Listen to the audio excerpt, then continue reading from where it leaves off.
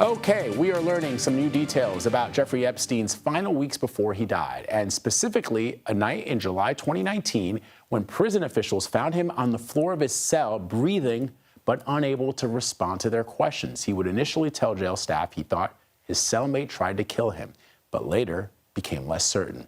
CBS News reporter Graham Cates is here to give us a closer look. So this is fascinating reporting, Graham. Walk us through what we're learning.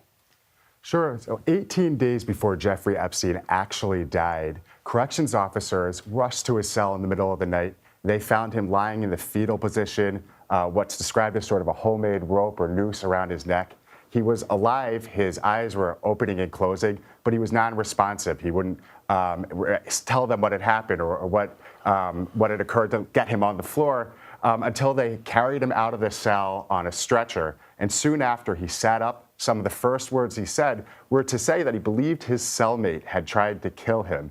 And like you said, that was a statement that eventually he sort of walked back. He never admitted to trying to commit suicide. He sort of just said, I wouldn't do that. I don't remember what would happen. And his cellmate at the time, a man named Nicholas Tartaglione, has long denied any responsibility for it, has said, in fact, that he tried to and may have saved Epstein's life at the time, but it left this sort of muddied narrative for a story that eventually authorities would kind of say was one of their underpinnings in very quickly determining that Epstein, in fact, killed himself 18 days later. And we're also learning then that former Attorney General Bill Barr spoke about this before Congress. So what questions did that deposition raise?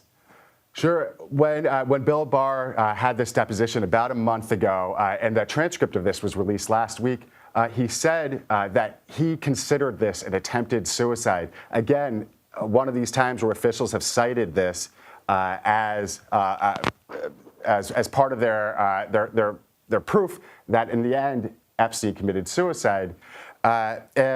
And this is why we think this is really interesting. There have been so many times where there have been things that seem to be overlooked over the course of the investigation, specifically into his death, that have fueled these conspiracy theories about him, where if the authorities had done a deep job on this, we might not be getting all these questions.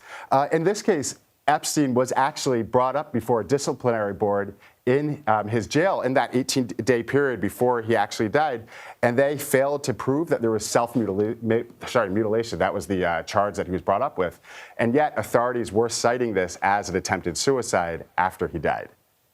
Some remarkable reporting there from Graham Cates. Graham, thank you very much. Appreciate it.